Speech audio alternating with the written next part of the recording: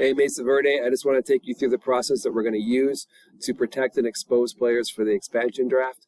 I'm hoping to get through this relatively quickly because the Yahoo rosters are still available to you, and the two new managers coming into the league, Lindsay and Eric, I would like to get them through the expansion draft so that as we enter into March and April and we're preparing for our own drafts, we know what positions we actually need to replace on our rosters. So there's going to be a spreadsheet shared with you. Sorry for those of you that are spreadsheet opposed. It's worked out pretty well for us so far. So this is what we're going to use. So really simply, I put the positions on here, the maximum you're allowed to protect. So you can have 2 quarterbacks, 2 or 3 running backs. You can have 1, 2, 3, 4, 5, 6, 7 wide receivers, and then more down there if you want because there's flex positions. 2 tight ends, again, more down here because there's flex positions, and then your IDPs. So you're going to have to make some decisions here. The biggest constraint here is quarterback, because if all of us have several quarterbacks on our teams, we have 10 teams in our league. If we all have 3 quarterbacks on our team, that's 30 quarterbacks, which leaves the incoming teams maybe 1 starting quarterback, but if they draft a certain way, they might have 0 starting quarterbacks, which I think is going to make it just the competitive advantage is going to be so steep there against them that I don't think it's going to be very fun. So the quarterbacks were the one area of constraint. And then even within this, we have a lot of roster positions, so there's going to be some tough decisions to be made no matter what. I haven't really started yet because I just wanted to enjoy the fact that I just won the championship and not be focused on disassembling my team, but I know I need to do it. So just to show you how you go about it, this is how I would go about it on the spreadsheet. I come down, I find my positions, and then I'm just going to enter the people I want to keep in here. So quarterback for me isn't that big of a deal. I think I only have 2. I have Trevor Lawrence and Josh Allen. I don't think I have a third right now. No, I don't. So I'll go on here, and I'll put guys. So this column over here, the ones, to the left are going to be the players that you want to keep. And then over here are going to be the players that you are exposing to the draft. So the ones that you expose to the draft, you can see right up here, it says unprotected players versus protected players. The ones that you expose to the draft, it doesn't necessarily mean you're going to lose them. You may very well likely lose them. But it depends on who Eric and Lindsay pick during the draft.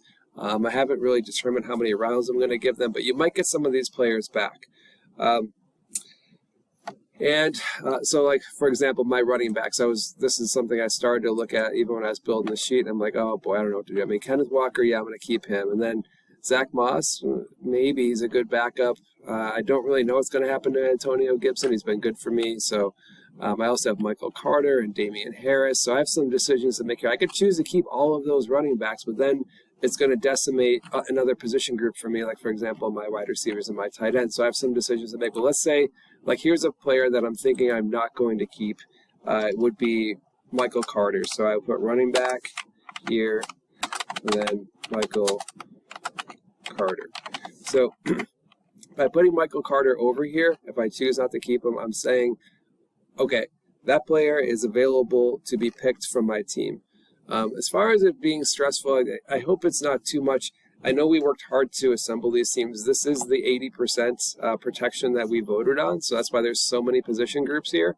If we had voted to have like a more available to Lindsay and Eric, this would have been far less. So you're going to be able to keep most of your players, and what's going to be nice is around draft time when we have to do cuts in order to fit everybody on our roster. I think what's going to happen is many of you are not going to have to do any cuts or as many cuts. So the players that you draft this year are going to simply be able to just join your team on your roster. So it's sort of like you're doing your cuts now instead of in May. That way when the draft time comes, you can just draft a player and plug them into your roster and you should be good to go. So just to recap, you all have access to this spreadsheet shortly.